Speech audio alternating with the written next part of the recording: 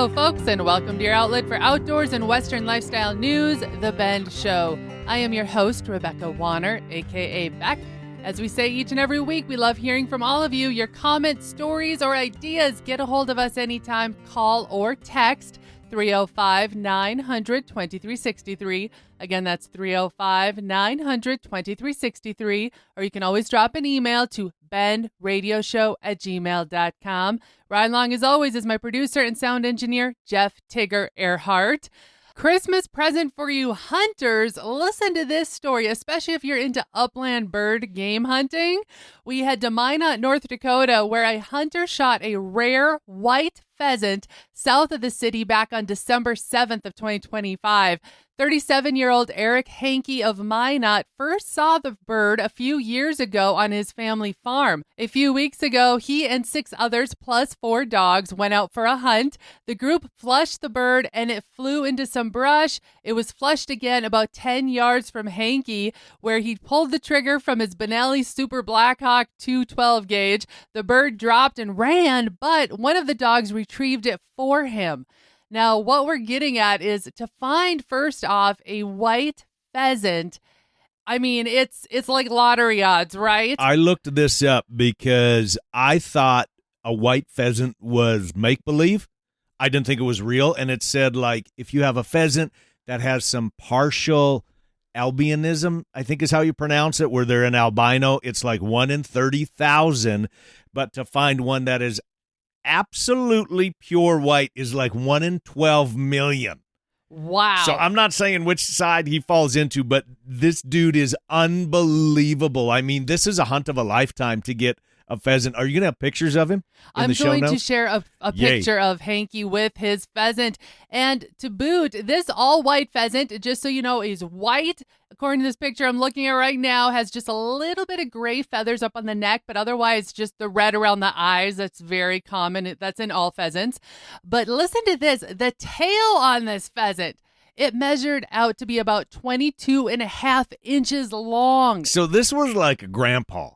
I mean, this was a grandpa dude out there. Let's be real, Tigger. You and I, if we took down a pheasant that had 22 plus inch tail feathers, we would have. I would take it to Jake and have this thing mounted.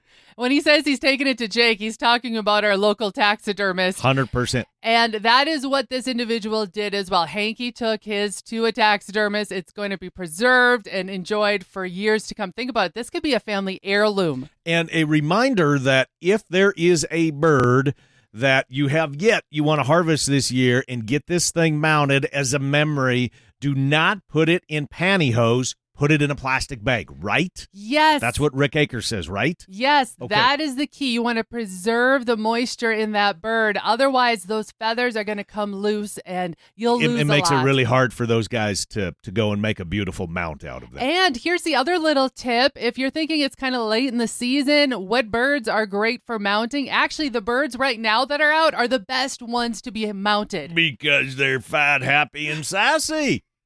Kind of like me these days. Well, regardless, congratulations to Eric Hankey on one heck of a hunt. I can't wait to see what the rest of you have had during your hunting season. So remember, you can always text us or email us pictures of your trophies. That number again is 305-900-2363, or you can email bendradioshow@gmail.com. Now, we are only a few days away from Christmas, from Santa coming down the chimney.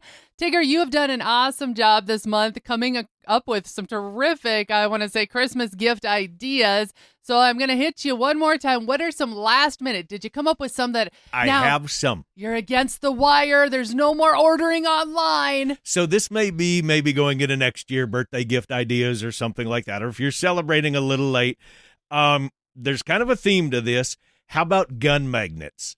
You've got these for me, many of them. They're cheap. You can get a pack of them, like 2 or 4 for $20 off Amazon. They're rubber coated. That way you can put something on your desk. You can have a pistol mounted to them. They're rubber coated. They won't scratch the surface of your pistol. I'm glad to hear you loved that gift I gave you a couple of years ago. I thought they were awesome. Now, along those lines, there is a company called Holstery, and it is a same kind of magnet, but it mounts on your belt. not for necessarily a gun, but for a pliers or a screwdriver for the handyman. You can just go zip, and you can magnetize all this stuff to the side of your belt. Tools, staples, fencing clips. Oh, I like this idea. Yep, it's called holstery, by the way. Say that again? Holstery, like a holster, holstery. Interesting, because I think of how many of us are utilitarians, and sometimes, like myself, I don't like carrying a, carpenter's belt that's got that bag on it with all the stuff in it. Tool pouch and all that stuff. Yeah, I'm not a fan of that, but I love this idea that I could just magnetize quick a screwdriver, the pliers, if you don't want to carry a pliers pouch in your back pocket or something. Just kind of a neat idea. This is an absolute must, and that is a headlamp. Yes. If you don't have one, get a headlamp, and then get one for her or maybe yourself in the bedroom.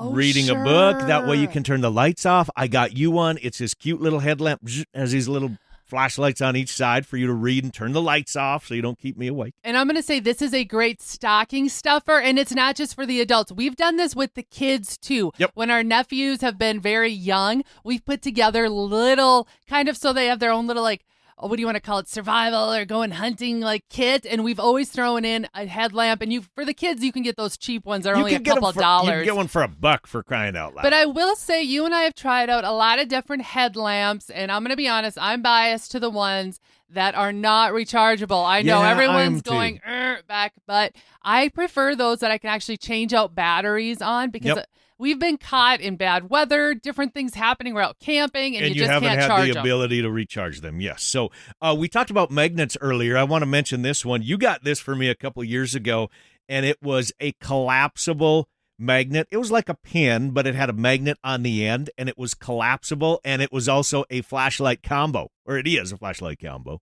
I feel like I'm knocking it out of the park. You were knocking it out of the park. Gifts I've given you. And it collapsed, and it was this long magnet that it went from the size of a pin to like 3 feet long, and it was a flashlight. Very, very handy when you drop that screw, that little washer or something like that, and you didn't see where it went. You've got a little flashlight. You've got your magnet right there to retrieve it. Okay. You know how often this gets used? Quite often in our house, because you know what happens? It's around that washing machine or dryer, and things fall against the wall, and you can't get your arm down there. Exactly. So I have 2 more gift ideas for her. I know a lot of you have seen these. I got these for you. Absolutely loved them. One is it's a necklace, and it's made out of a file, and it's made to look like an ear tag, and it has your brand on it. I do love that. Now, that's going to be a great Valentine's Day gift. I'm going to throw that at y'all. Yep, and that one I got you was you can wear the pendant on a necklace, or you can make a keychain out of it or whatever, just an idea. But then you can also get matching earrings that you can have just this little tiny ear tag. Why don't I have those? I didn't. Honey, I don't have a pair of those yet. I haven't gotten you I'm those looking yet. at you. It's an idea that just...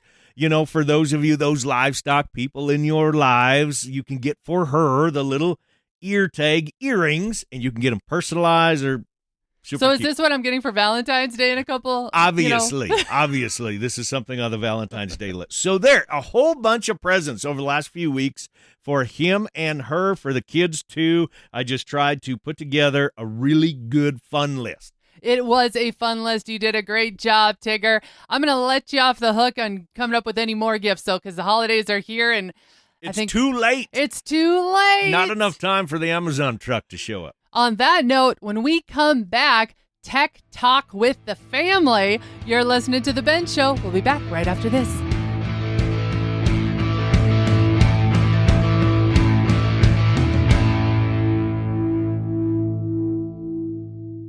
This is Beck. First, I appreciate all of you for listening and making The Bend part of your week. Many of you have asked, how do I catch past episodes? The answer is super easy. Head to thebendshow.com and click on the Shows tab. There you can listen to every episode all the way back to episode 1. Podcasters, head to your favorite podcasting app and search The Bend. You'll find us. Be sure to follow and subscribe and never miss another episode again. Looking for a Christmas gift that really rocks? Surprise your friends and family with tickets to the world-famous Miles City Bucking Horse Sale. Not only will they experience world-class rodeo action, parades, shopping, and classic Western fun, this year's concerts are bigger, louder, and more unforgettable than ever. Featuring Corb Lund, Kenny Fiedler, and the kickoff concert with Trace Atkins. Give the gift of live music, dancing, and memories that last long after the lights go down. Get your Bucking Horse Sale tickets today at buckinghorsesale.com and ranchchannel.com and make Christmas legendary.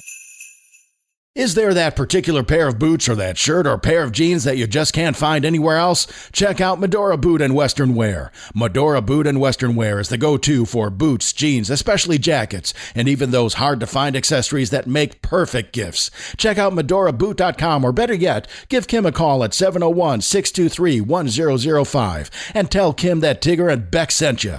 For the latest in Western and outdoor practical and fashionable wear, there is only one, Medora Boot and Western Wear.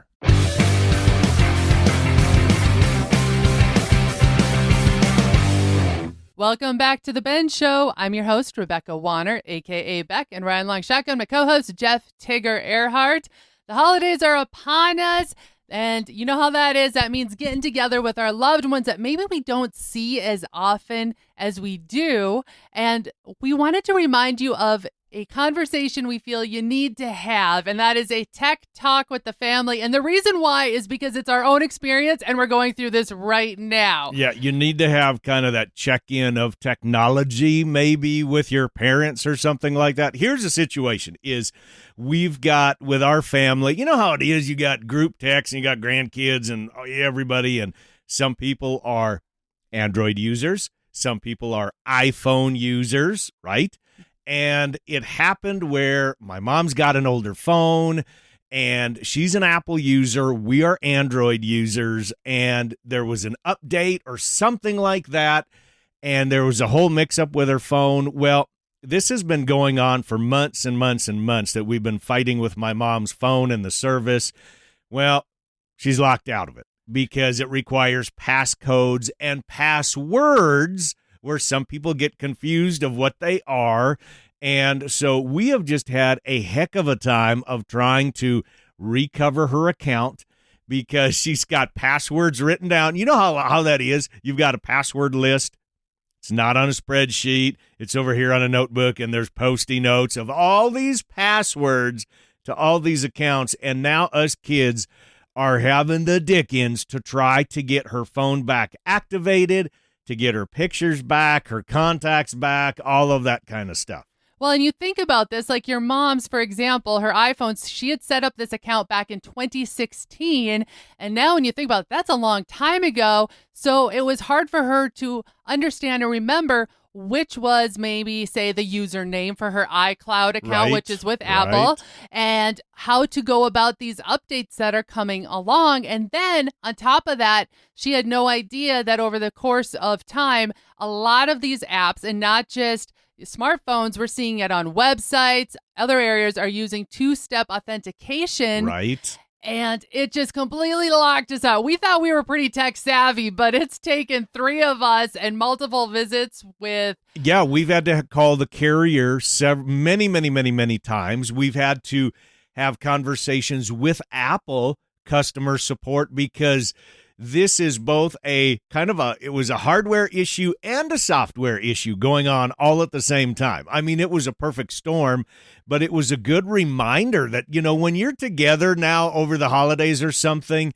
maybe just have that technology check in with your folks.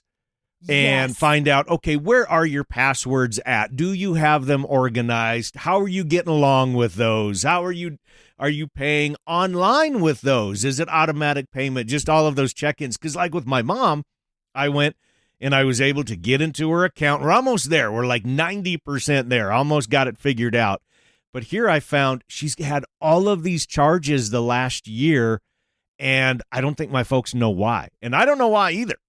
So we got to check into that. And so that's why it makes it important to have this talk tech with your parents as well as even with your kids, and think about having somebody that is a trusted person. Even if you say you're the right age, you're tech savvy yourself, making sure you're putting those parameters in place in case your phone is lost or broken. Say you got to change your phone number. Say, like we said, a device needed an update and Right. it resets. So there's a lot to think about where sometimes it doesn't hurt. I hate to say of those cases of what happens about tomorrow, you never know what's going to happen. Right. But this was a wake up for all of us Yeah. here to really understand we need to know how to get into mom's phone or dad's phone. And not just the phone, but all those other accounts. But the phone kind of, it seems like it governs all of those other accounts because all of us just go on our phone and we pay this and we pay that and we pay all these things. But to me, it's a big reminder of organizing those logins and passwords for your loved ones. And especially, like you said, have whoever that person is oversee that they've got a copy of that or they've got a spreadsheet that they can share it with brother and sister, whatever the case is. Because like we've got my sister who is, it's like She's 8 hours away. Yeah, she's like 400 or 500 miles away. So she's trying to help me. I'm in possession of the phone. Mom just wants her phone back. Dad doesn't care. I mean, he wants to throw them all in the garbage. But I think it's just a good reminder to be organized and go through that stuff. And when we're talking about this getting organized, as I mentioned about this two-step authentication that's going on and not just on the phones. Like I said, I have that happening right now, even with my investment accounts, Amazon accounts, Walmart accounts. They all have this two-step authentication. And if you have your backup as, say, your cell phone, because a lot of us don't have house phones anymore. That's true. So the only phone number is your cell phone. Now, if you get locked out of your cell phone, you're sitting there like a duck out of water. Right. Now you're Fish out of water. You're in trouble. You're in trouble. Yes. So make sure you put up some backup recovery options. Like now we've added actually Tigger's email address and phone number as an additional backup that is considered a safe phone number, because a lot of these different apps and programs, they want to know what are your list of safe phone numbers. So if they can't send a passcode, for example, to get you into your phone, you can choose these other ways around it. And then just think about this. All of our memories, we are so overwhelmed, our brains, we think we're going to remember passwords. And now with it coming to the end of the year, we're going into the new year. It's also a good way to just reset and refresh that list of passwords and passcodes so that everybody knows what we need to use if things go down. And don't have the wee ones try to explain it to grandpa and grandma. Don't have the teenagers try to explain that to grandpa and grandma, because they get frustrated with the technology. For one, they don't understand. We do too. And don't have them explain it to them, because they might go through it so fast because they understand it, because they grew up with it. They don't know any better. And have somebody else do that is patient with grandma and grandpa or mom and dad or whatever the case is, so that they understand how to walk through that. And you can literally be beside them. This is exactly what's going on with my mom right now. And my mom is a little German Catholic lady, and by golly, she gets ornery real fast. Well, she gets frustrated because she does, and think rightfully about so. it. None of us want to feel stupid. I'm just going to say it. None of us want to feel stupid. So give that person some grace that you're trying to explain this to, because they're usually probably embarrassed that this they don't wanna situation ask for even help. happened. But it is part of being an adult. It's part of making sure we take care of those that raised us. Remember, if you get frustrated with mom and dad, they had to teach you how to use a spoon or a fork. All right, so in summary, a final checklist quick for you to have with your family before they leave after the holidays is to make sure you've tracked all the passwords in one secure place, set up 2 backup recovery options, and then make sure you've shared access with trusted family members. You've stored printed recovery information safely, and review passwords again yearly or after major updates like what we've just had to go through. I just want to leave this final thought with you. A broken phone or forgotten password should never mean losing access to your life. Think about it. That's why we are talking about it. You're listening to The Ben Show. We're going to take a short break. We'll be back right after this.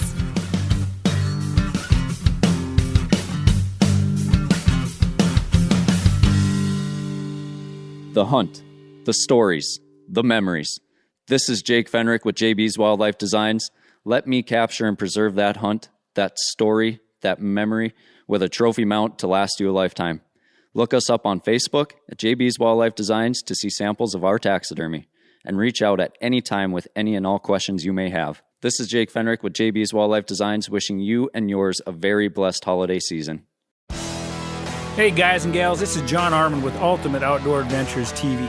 Ultimate Outdoor Adventures TV travels the back roads to the backwaters in pursuit of the ultimate adventure in hunting and fishing. Join Team UOA every week for exciting action in the crosshairs of the outdoors. Catch Ultimate Outdoor Adventures TV on YouTube, Amazon Prime, and make sure to follow Team UOA on Facebook and Instagram to share in the ultimate outdoor adventure. Looking for a Christmas gift that really rocks? Surprise your friends and family with tickets to the world-famous Miles City Bucking Horse Sale. Not only will they experience world-class rodeo action, parades, shopping, and classic Western fun, this year's concerts are bigger, louder, and more unforgettable than ever. Featuring Corb Lund, Kenny Fiedler, and the kickoff concert with Trace Atkins. Give the gift of live music, dancing, and memories that last long after the lights go down. Get your Bucking Horse Sale tickets today at buckinghorsesale.com and ranchchannel.com and make Christmas legendary.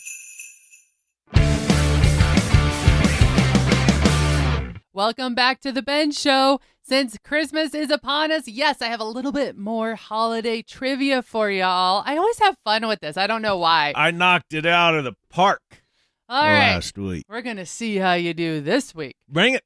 What animal is often eaten for Christmas dinner in Japan? Oh my gosh.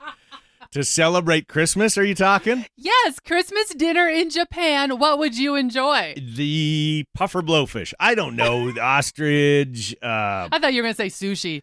Oh, okay. I'm going to say that. Sushi. Wrong. It's actually chicken. Well, sure it is, Beck. Specifically KFC chicken. What? Yeah. That's a tradition in Japan. Who would have thought? With the Colonel's secret recipe that makes you crave it night and day. The All gravy right. is awesome. I can understand that. All right. For those of us that have Christmas trees, do you know what the first artificial Christmas trees were made from? Metal.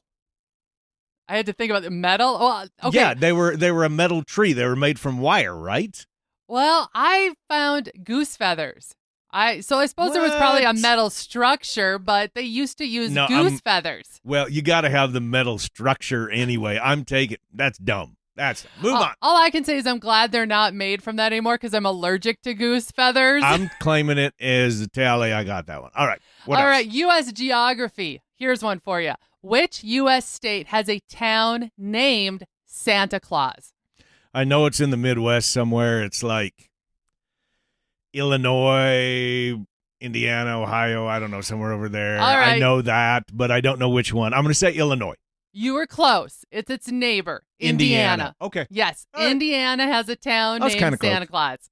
Here we go. Which branch of the military runs Toys for Tots? This is a great thing they do every year, too. Toys for Tots. Is it the Marines? It is. Good Okay. job. I Yeah. didn't think you'd get that one, Tigger. Separate five. Now this one, let's see if you know this one. What is Ralphie's little brother's name in the movie A Christmas Story? Randy. I'm impressed. I'm surprised you knew that. Of course I know that one. And I got to say this, of course, because I always rub it into Tigger, that yes, I have met the real Ralphie. Continue. Which one of Santa's deer has the same name as another holiday mascot? Here's a hint. Dasher, I mentioned Dancer. this holiday You did? earlier in the show. Dasher, Dancer, There's more than Prancer, Dasher, Vixen, honey. Comet, Cupid, Donner, Blitzen. You mentioned this earlier in the program? I mentioned the holiday, but what is the reindeer? The dancer holiday? I don't know. Cupid. I talked about Valentine's Day gifts. When you were throwing out last-minute gifts, and I was like, I think that'd be a good Valentine's Day gift. Clever girl. But Santa has a deer named Clever. Cupid. Clever girl. Okay. All right. Okay, this one, I'm shaking my head because in our house, we are a divided house when it comes to Christmas movies. So Tigger, which was the highest grossing Christmas movie of all time? I do know this one. It's your favorite, Home Alone. Yes! It's Home Alone. It should be Christmas Vacation, but it's Home Alone. Merry Christmas, It you still filthy is, animal. and I think Macaulay Culkin still makes a pile of money off the residuals off that. As he should. I love that movie. Okay, and one more for you. Which fairy tale was the first gingerbread houses inspired by? Think about fairy tales. Fairy tale, what do you mean, like? So think about fairy tales. Stories about fairy tales. Krampus? The gingerbread house? Yeah. Which fairy tale inspired the first gingerbread houses? Grandma got run over by a reindeer, and she had to stay at the gingerbread house to recover. Okay, it was the fairy tale Hansel and Gretel. Hansel and Gretel, the witch had that house made of candy. I know, but I don't know. I was thinking that there was fairy tales that had to do with Christmas or something, but of course it's Hansel and Gretel. One last question. Go. How many pounds does the average person gain at Christmas time? 10. 1 to 2. Well, We'll all be okay. I'm telling you, you got to have an extra serving of those mashed potatoes. All right, folks, we're going to call this show wrapped for this week. Remember to keep sending in any questions you might have, or if you have something spot-worthy for us to share, including your area's field reports. That number again, call or text anytime, 305-900-2363. Again, that's 305-900-2363. Or you can always email benradioshow@gmail.com. And if you missed part of this show or want to hear past episodes, you can find them all on the website, thebendshow.com. And be sure to subscribe on your favorite podcasting app and to the Ben Show YouTube channel. Finally, a big thanks to all of you listeners out there that came along, as well as a very Merry Christmas. And whether you're coming or going today, stay with us as we ranch it up. And remember to keep up with me, Beck, all week long by following The Bend on Facebook and on Instagram @The Bend Show. This is Rebecca Wanner. Catch Beck if you can next week on The Bend.